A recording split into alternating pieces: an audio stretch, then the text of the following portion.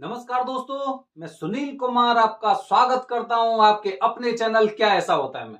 दोस्तों, आज मैं आपको ना बहुत ही मनोरंजक दायक ऐसी कहानी बताने वाला हूं। कहानी मतलब एक चर्चा कर रहे हैं हम लोग, ठीक है? क्योंकि आप भी ना बहुत ज्यादा परेशान हो गए होंगे कि भाई ये तो बार बार एक ही जानकारी देते हैं, लेकिन मैं क्या करूं, मेरी मजबूरी है। रोजाना मेरे पास ऐसा फोन आता है और उस फोन में से दो लोग कम से कम ऐसे होते हैं, वो मुझसे ये पूछते हैं कि गुरुजी कितने कपड़े चाहिए और उन कपड़ों का रंग कैसा होना चाहिए। हर वीडियो में मैंने आपको बताई है कि पूजा के लिए चार कपड़े होते हैं, सफेद रंग के होते हैं, काला नीला हरा रंग कहीं पे भी नहीं होना चाहिए। लेकिन रोजाना दो लोग अवश्य ऐसे होंगे जो मुझसे पूछते हैं कि कपड़े कैसे, क्या मैं अपने पुराने वाले कपड़ों को ले जा सकता हूं, वो मैंने एक या दो बार पहने हैं, या फिर मैं इस वाले रंग के कपड़े ले आ सकता हूं, इस तरह की चीजें। तो मुझसे ज्यादातर लोग बोलते हैं, बार बार उन्हीं जानकारी देते हो, क्या करूं, मजबूरी है मेरी। चलो, आज मैं आपको एक बहुत बेहतरीन बात बता रहा हूं। अगर आप मेरा पूरा वीडियो देखेंगे ना, बहुत मजा आएगा। आप आज का वीडियो मिस जिसने कर दिया ना, वो ये मान लो कि उसे ना मतलब ना मेरे चैनल देखने का कोई फायदा ही नहीं हुआ। ठीक है, सुनिए। दोस्तों, आज क्या हुआ कि मेरे पास एक फोन आया। फोन पे उसने पूछा कि मुझे त्र्यंबकेश्वर में कालसर्प दोष की पूजा करानी है। मैंने कहा ठीक है, अच्छी बात है, कैसी पूजा करानी है? उसने मुझसे कहा कि ग्रुप में पूजा करानी है मुझे। तो मैंने कहा ठीक है। मैंने देखे, पूजा आपको प्राइवेट ही करानी चाहिए, हमेशा पूजा प्राइवेट कराइए। आज मत कराओ, 6 महीने बाद कराओ, अगले साल कराओ, 2 साल बाद कराओ। आप थोड़ा थोड़ा अगर 50-50 रुपए अगर आप रोजाना का इकट्ठा करेंगे ना, तो कम से कम 1 साल में आप प्राइवेट पूजा करा लेंगे, बड़े आराम से करा लेंगे। ठीक है, अच्छा, कोई बात नहीं, ऐसे छोड़ देते हैं। तो मैंने उसे बताया कि ग्रुप में पूजा की दक्षिणा होती है 3,500 रुपए। ठीक है, उसने मुझसे बोला, गुरुजी ये तो आप बहुत ज्यादा पैसे बता रहे हैं, इतना? अरे 1,100 रुपए में मेरा जो दोस्त है वो वहां पे त्र्यंबकेश्वर में वरदानी पंडित जी से पूजा करा के गया है। मैं एकदम अचंभित रह गया। मैंने कहा वरदानी पंडित जी से 1,100 रुपए में इसने पूजा कराई है? मैंने कहा ठीक है, कोई बात नहीं।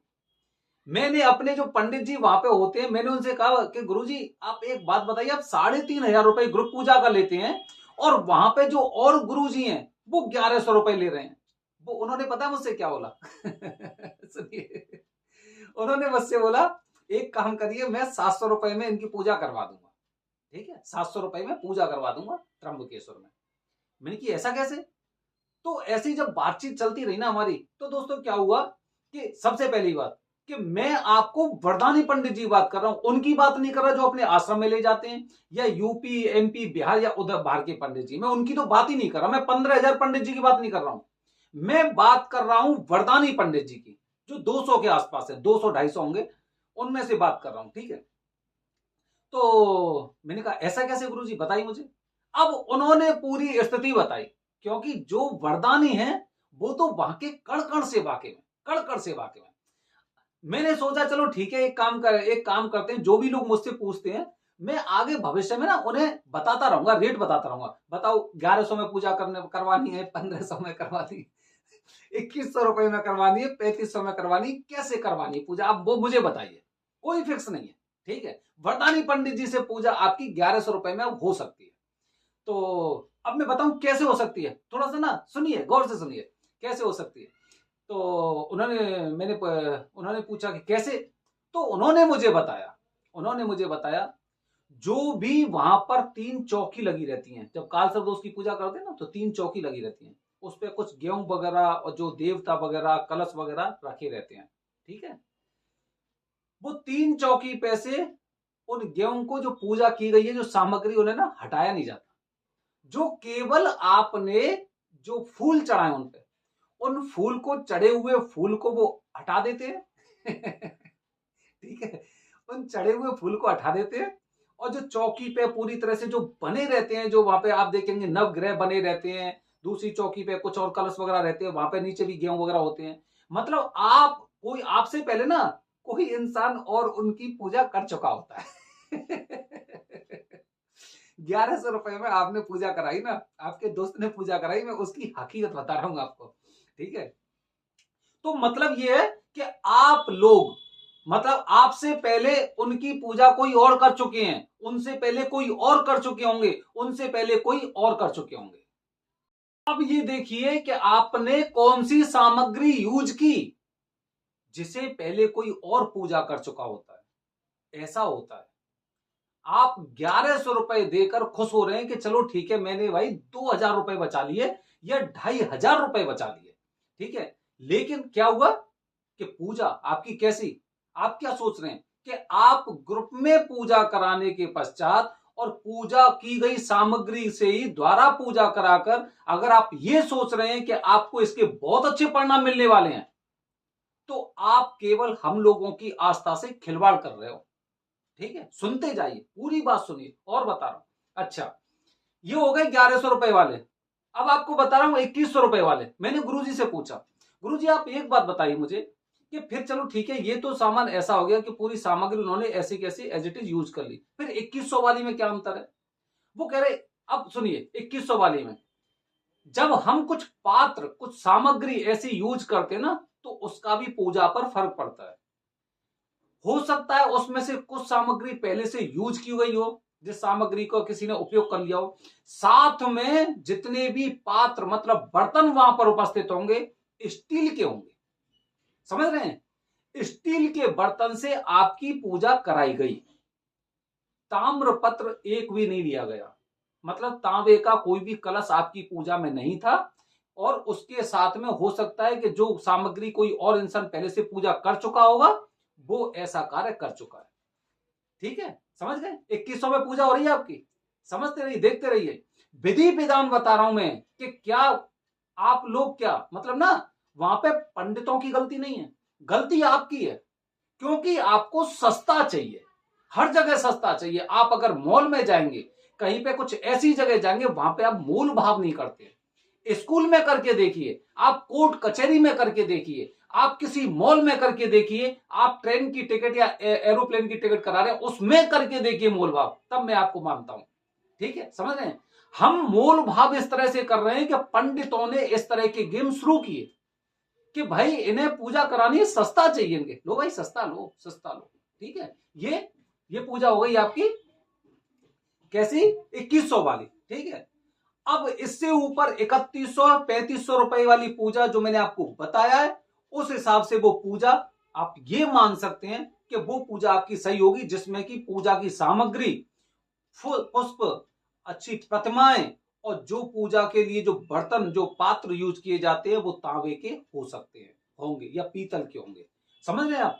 काफी बार तो छोटे छोटे नाग भी ऐसे होते हैं कि 3 नाग की पूजा करा दी जाती है, या एक ही नाग की पूजा करा दी जाती है। वो नाग भी पूरी तरह से ना तो वो शुद्ध रहते हैं, और ना वो उन नागों को मतलब पूरे नाग वो होते हैं। समझ रहे हैं? ये गेम है।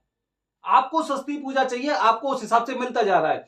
1100 में आपको पूजा चाहिए, अब मैं बुक कराऊंगा आपकी 1100 रुपए में पूजा, 1100 रुपए में पूजा कराइए, 2100 में करवाइए, 3100 में करवाइए, 3500 में करवाइए। मतलब जो हमारे गुरुजी है वो 3500 रुपए लेते हैं ग्रुप पूजा का, काल सर्पदोष की पूजा का। अब तो आप यहां पे आ जाइए। ठीक है, अच्छा, अब सुनिए दोस्तों, अब क्या होता है कि प्राइवेट पूजा, अब प्राइवेट पूजा पे आ जाते हैं।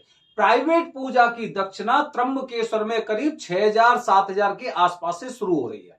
मैं वरदानी पंडित जी बात कर रहा हूं, फिर दोबारा से मैं आपको बता रहा हूं कितने में, करीब 6000-7000 के बीच में पूजा शुरू हो रही है। और यह पूजा करीब 51,000 तक जाती है। वो निर्भर करता है कि आप किस तरह की पूजा कराने वाले हैं। जो इंसान 6000 रुपए में, 7000 रुपए में अपनी पूजा कराने का प्रयास कर रहा है ना, उसके लिए जो नाग की प्रतिमाएं होती हैं या फिर जितनी भी प्रतिमाएं वहां पे यूज की जाती हैं, वो सारी की सारी पुरानी होती हैं, सारी पुरानी होती हैं। मेरे गुरुजी ने बताया, वहां पर गुरुजी ने बताया सारी प्रतिमाएं पुरानी होती हैं। हमारे गुरुजी जो दक्षिणा लेते हैं उसके लिए वो हमेशा हमेशा नई मूर्तियां लेके आते हैं। जो नाग वगैरह की मूर्तियां होती हैं, वो सारी सारी प्रतिमाएं वो नई लेके आते हैं, एकदम नई। आप खुद देखेंगे, आप वहां पे जाके देख भी सकते हैं। ठीक है, तो अब क्या हुआ कि आपकी पुरानी पुरानी प्रतिमाएं, मतलब आपसे पहले उनका पूजन कोई और कर चुके हैं, वो पंडित जी ने वहां पे रख रखी हैं, और उन्हें साफ करके, पूजा से पहले साफ करके आपके सामने रख दिया जाता है। पूजा करिए और फिर आप उनकी पूजा करिए आराम से। मतलब उन प्रतिमाओं की आप पहले से कोई, आपसे पहले कोई पूजा कर चुका होता है। जो 6-7 हजार में पूजा करा रहे हो, उसमें हो सकता है आपके में ताम्रपत्र 2 या 3 हो, या फिर हो सकता है सारे के सारे स्टील के हों। ठीक है, जो सामग्री होती है, जो 6-7 हजार वाली पूजा होती है, मैं उसकी बात कर रहा हूं। उस पर आप पूजा की सामग्री देखेंगे तो पूजा की सामग्री में देखेंगे कि आपके पास जो फूल रखे ना, पुष्प रखे हुए हैं, उन पुष्पों में न जाने कितने पुष्प ऐसे हैं जो सड़े गले हैं। आप इनसे सामग्री इनसे पूजा करेंगे। आपके पास जो चावल रखे हुए उनमें देखी जाने न जाने कितने चावल ऐसे हैं जो टूटे चावल रखे हुए उसमें। वही बता रहा हूं, अंतर समझ में नहीं आता यहां पर किसी को अंतर समझ में नहीं आता। हमारे गुरुजी एक एक इंसान की पूजा अगर वो प्राइवेट करते ना, तो सामग्री से लेके उनकी पूजा विधि तक वो एकदम यूनिक होती है। और ऐसा मैं ये नहीं कह रहा कि केवल वही ऐसे हैं, ऐसे वहां पर 10 से 20% पंडित जी ऐसे हैं जो पूरी पूजा को एकदम विधिवत तरीके से, वैदिक तरीके से इस तरह कराई जाती है जैसे खुद को पूजा करनी होती है। और जिस दिन पंडित जी इस तरह से पूजा कराते हैं तो उसके फल 100% मिलते हैं। मैं क्यों कहता हूं, क्यों बोलता हूं मैं कि इन पंडित जी से पूजा कराने के पश्चात आपको 100% फल मिलेंगे? क्यों बोलता हूं? क्योंकि जब वहां पर आप उसी के अनुसार सामग्री ले रहे हैं, आपकी सामग्री में कहीं पे भी कुछ भी ऐसा नहीं है कि जो एकदम नहीं चढ़ाया जा सके। जैसे खराब पुष्प हो गए, टूटे हुए चाने के दावल हो गए, चावल के दाने हो गए, वो तो कहीं पे भी आपका नहीं है। आपकी नई प्रतिमा यूज की जा रही है, आपके तांबे के कलश यूज किए जा रहे हैं और वरदानी पंडित जी खुद पूजा करा रहे हैं। तो इसका मतलब आप समझ सकते हैं कि पूजा कौन सी फायदेमंद रहेगी। लेकिन आपको 1100 रुपए में पूजा कराती है। 1100 में, ठीक है, आप 1100 में कराइए पूजा और फिर उसके बाद ना दोष देना, पंडित जी को दोष देना, स्थान को दोष देना और सभी लोगों को दोष देना कि त्र्यंबकेश्वर में तो सब ठग बसे हुए हैं। लोग लोग बोलते हैं त्र्यंबकेश्वर में ठग बसे हुए हैं। अरे आप क्या जानो, आप पूजा का मतलब नहीं जानते। ठीक है, आप त्र्यंबकेश्वर का मतलब नहीं पता है आपको दोषों के बारे में जानकारी नहीं है और आप कह रहे हैं कि त्र्यंबकेश्वर में ठग बसे हुए हैं।